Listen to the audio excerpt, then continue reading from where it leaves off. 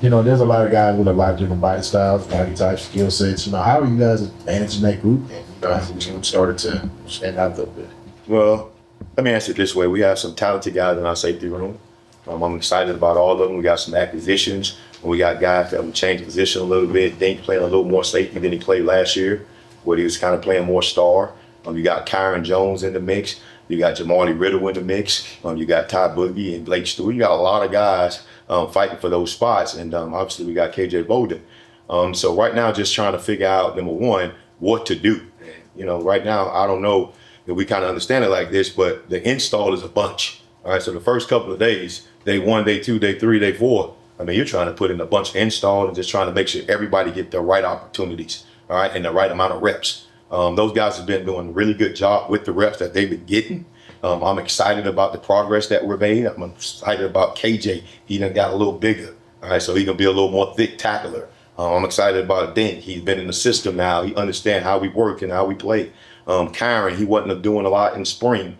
So him to come out and get the reps that he's getting in fall, it is a blessing. Jamali's a guy who, same thing, he got here and he was a little banged up from the injury at ECU. And he's coming in, he's doing a good job of what we're doing. So right now it's just a competition. And the one thing that everybody got to understand is production matters, right? And now as we start to go into day 7 of practice, then now we can kind of figure out exactly from who's producing the most. And then we start to decide then who's going to be the guys that's trotting out there when we step out on the field in September. To kind of follow up, you mentioned Dink. What's the biggest adjustment he had to make moving from star to safety? And just how do you feel like he's handled all of it? Yeah, I think he's doing a really good job, but it's playing the deep part of the field, playing the ball in the deep part of the field. It's almost probably, if you had to just look at a baseball player, you got a guy, shortstop, you got a guy that's in the infield, all right, as opposed to a guy that's back there playing, all right, with a lot of space and a lot of eyes looking at him. But he's doing a good job with it. I thought they've done a really good job this summer, moving past spring and going to the summer and doing the player ran practices. Those guys have done a really good job of working on their skills and working on the things that they need to work on. So I'm excited about Dink. Obviously, he's in a huge competition. But at the end of the day, those guys love each other. We do a lot of team building. We do a lot of different things like that in the secondary room. So it ain't no animosity towards each guy. And those guys are going out there and they're working hard and competing. And, like I tell them all the time, the best player going to start. If you're good enough, you're going to play. And if you ain't good enough, you're going to watch. All right. So for those guys, they understand that. And those guys doing a good job of trying to make sure they're the guy that's getting on the field and helping the dogs. Coach, I want to ask you about Boogie just a little bit. Another guy came in, coming from very high position, kind of like KJ did. And both used for guys extremely talented. What's he showing as far as his versatility? He's got he slide off the corner too, right? If he needed to. Yeah, he can do a lot of different things. He's a talented young man. We throwing a lot at him. And you know how we do it here at Georgia, man. We ain't like everybody else. We throw it on the wall and see what sticks. All right, and if it fall off, we pick it up and we throw it back on the wall and see if something else stick. And that's where we at with Boogie. He's doing a really good job at the roles that we have for him. Do we have a long way to go? Absolutely, he does. But we got some time to get there. Well, he's a talented guy, but not just Boogie, to be honest with you. You look at Blake Stewart, a guy from down there in Atlanta at Woodward. He's done a really good job. We got a lot of young guys in Zach Fort. We got some guys that's getting better. So I'm excited about the young guys in the room. I'm excited about the older guys in the room. We do have a lot of competition, that's what we want here. We want competition. And competition make everyone better. And our guys are embracing that, and they're working towards that every day. But, Boog's doing a really good job. I'm extremely impressed with him. All the stuff that we're asking him to do, and he's handling it decently. But he got to continue to get better before we can get him out there. Yeah, and then last year when you were talking about the transfer safeties, it was something along the lines of just because he played elsewhere doesn't mean you can play at Georgia. You've been in the kind of system we've been in. How have you seen Jamarli and Khalil adjust to what y'all do here and just the expectations of playing defensive back a program in a defense like this? Yeah, when you look at it, to be honest with you, playing defensive back at the University of Georgia itself is hard. All right, you got me in the room with you, you got Coach Stack in the room with you, you got Dante in the room with you, and then through the camera lens, all right, in your meetings or at practice, you got Coach Smart running around, all right, who played the position at a high level. So you got a lot of eyes on you and a lot of guys critiquing you every single day. So that alone is hard. Then you couple how we practice as opposed to probably how they practice in the past is totally different. And those guys learning how to adjust, and I'm glad they was able to get here, all right, and be able to play in spring and get a chance to do that, because like it's a lot different than it was when I played. When I got to school, I think I got to school in July 5th, all right, and it feel like I've been knowing Tyreek Green and Blake and all those guys and Khalil and Jamal. I've been knowing them guys forever, it feels like. I mean, those guys been here for what, 9-10 months now, it feels like. So those guys, man, they're doing a really good job of adjusting to all the different things that we do. Khalil is doing a really good job of playing multiple positions. He can play down and star. He can back up and play safety. He was a huge acquisition. He's been a great surprise, a great deal for us to get, and I'm excited about to see what he do towards this season. Coach, you mentioned the challenge of playing safety. I asked you about this last year, but coaching the position, coaching under Kirby, as you said, having a guy back there that kind of always in the shadows of the camera lens.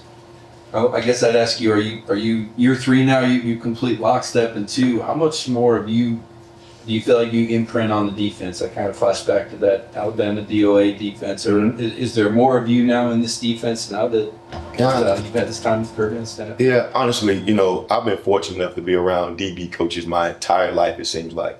Whether it was Coach Muschamp, whether it was Coach Saban, and then now Coach Smart. So, like, that's kind of been my career, so I'm used to that.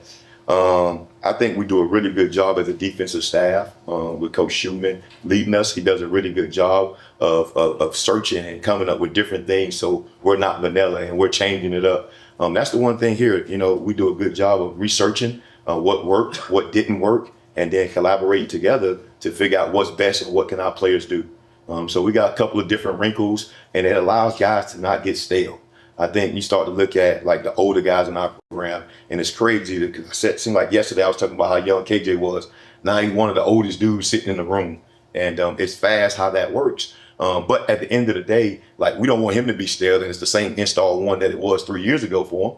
All right, so we're changing things up. We're always trying to work in to get better as coaches, to get different looks, to have different ways to stop people, different coverages, different disguises, whatever the case may be. So as a staff collectively, along with Trey Scott and all the other guys we have on staff, we're working together to do the best we can do. As it relates to that safety spot you're talking about with all those guys competing, what attributes, what skill sets are most important when you guys need to determine who should be the first guy out there? The first thing you got to do is be a defensive back. You got to be able to tackle, play safety. I think, you got first level guys, you got second level guys, and you got third level guys. All right, the first level guy, he missed a tackle. Well, the second level guy can get him. All right, the third level guy missed a tackle. All right, good. We got a problem, man. Touchdown. All right, so we got to be able to tackle. All right, and then the next thing, we got to be able to play the ball down the field. The ball is going to be up in our league. We understand that. We play against top receivers, top quarterbacks. We got really good backs in our league. And our guys are working constantly. But the good thing about the University of Georgia is that we play against one of the best teams we're going to play every day. I mean, that's what we do. We practice against our offense, who do a multiple amount of things. And it puts a lot of challenges on our guys to be able to go out there and cover some of the top receivers we got and some of those big tight ends that Hartley got that I'm sure he talked about. I mean, it's hard. And our guys gain confidence by being able to cover some of the best guys in the country on our team in practice every day. Coach, kind of bouncing off Jed's question, talk about getting experience somewhere doesn't always equate to here. Kind of what's the growth you've seen from Zion Branch? And I guess when you first got here, when we first met you, you talked about Malachi Starks waking up in the morning, going those morning runs. Does anyone take his place with you on those morning runs? I must look big today. Hey, no, you know what? Actually, all right, I have been running with a couple of guys doing some things like that. But Zion is a great young man. He kind of heads the leadership of the secondary. He's a guy, like, we always have accountability texts. We got a lot of stuff going on in the morning. Throughout the course of the day, we got a lot of things. Whether it's him, whether it's Jamali, even KJ at times, they always the first people to text in there. Hey guys, make sure we up. Everybody kind of responded, they're up. So he does a really good job of leadership role. He's playing a lot of different positions for us. Whether it's safety, he's going down some time and playing some money, which is like, cover DB. So he's doing a lot of different things. He's a very, very highly intelligent guy. And yeah, if you ask him, they hold me accountable, all right, for my weight. Yes. This guy, man, bad guy. Wanted to ask about Kyron and just how he's handled, Yeah. you know, being hurt last year and working his way back. What's he been able to do to this point, and how did he just navigate not being able to play, and how he handled it? You know, anytime for a young man, when something's taken away from him, it can do one or two things. All right, it can crush him or it can motivate him. And it can do both. And for Kyron, it crushed him at first, but then it started to motivate him. And he's motivated right now to come back and prove that he can come back from this. But he's doing a really good job, man. Now he's on a pitch count, and we ain't kind of going out there doing a lot of crazy things with him. But he's doing a really good job with the rep that he's taking. He's playing all over the place. I think that's the one thing you're gonna hear me talk about these guys. Like, we don't have guys that's playing one spot. A lot of our guys are coming in, they're learning multiple spots, all right, to be able to fit in and kind of put the best guy on the field. But Kyron's doing some really nice things. Been excited about his growth. From the day that I got here to now, completely different player. And he earned the confidence in the coaching, and he earned the confidence in the players on his team that he'll go out there and do things right and do it and enjoy the way. I know Ellis is more of a corner than a safety, but what is having a player like that in your secondary who's able to cover off large portions of the field and ultimately unlock for you guys? Yeah, Ellis is a talented guy. You know, me and Ellis happen to share some of the same qualities. The first thing is the last name. All right, so maybe that's what it is. But Ellis is a really good player. He got really good elite ball skills. He's a competitor. He's always been that way. He was there when he first got here.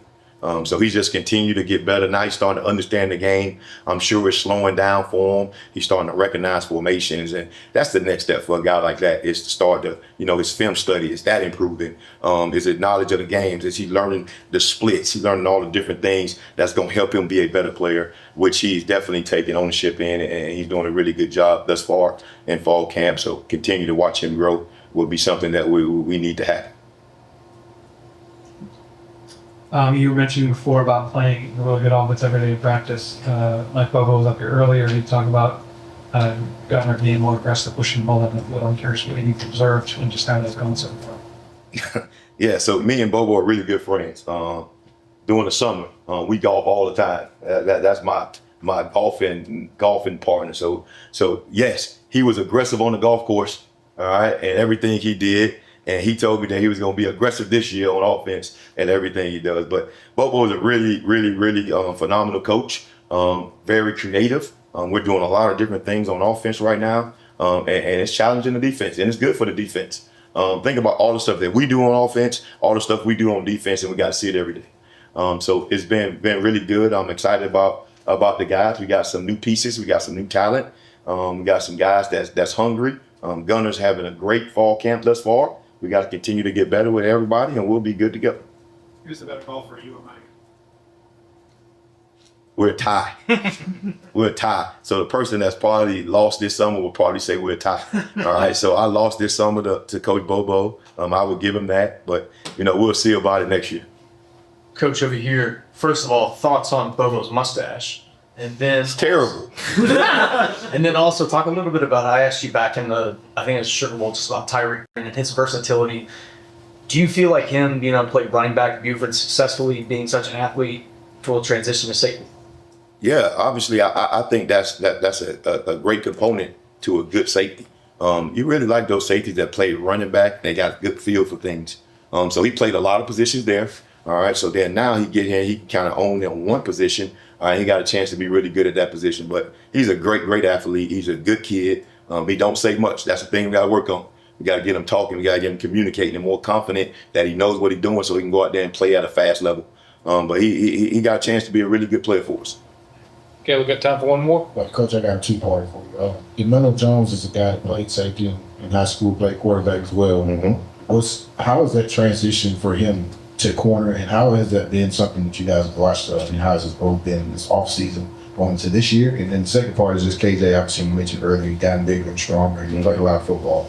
How do you think he's handled what comes with being a former five-star, a guy that's played as a freshman in the starter for 3 years here at the University of Georgia at that position? Yeah. First, answer your question about Melo.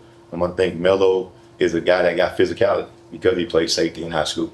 All right, so your typical corners, when they get here, it takes them a long time to get callous from a physicality as far as tackling and doing all the different things like that. They're not used to doing that. But Melo did fit some runs and do some different things like that in high school. And then Melo got good ball skills and he got good spatial awareness, which allowed him to be able to pitchfork runs and do different things like that. So he got to continue to get better at that. But, that does add value to Melo, and he's done a great job with where he is and got to continue to get better, all right, before we get rolling. To answer your question about KJ, I thought he's done it great. But KJ had really good leadership when he got here. If you look at the guys that we had when he first got here, we talk about it all the time. He had Malachi, he had Dan. So he had guys like that who was able to show him the ropes and show him how things were supposed to go. And now, you fast forward time and 3 years later, he's in that position. He get guys like Boogie and Blake, all those guys that was highly recruited as well. Now he got to show those guys the rope. But I think he's doing a really good job with that. He got to continue to work on that from a leadership standpoint. That's one of the things that he's really working on, being able to lead and not just by example. Sometimes you got to say something. All right, and I think that's something that he's getting comfortable doing. From a strength standpoint, he done got bigger. I mean, we was on him all the time. When he first got here, he was 175, 170 pounds. And then now he's kind of holding 190, 195. He's up in that way even through camp. So he got to continue to work on that. And our guys do a good job of lifting, doing fall camp. There's no days off here. We're working and getting things done. And he's doing a good job with that. Thank you, Coach. Thanks. Good. I'll take it easy. Appreciate you.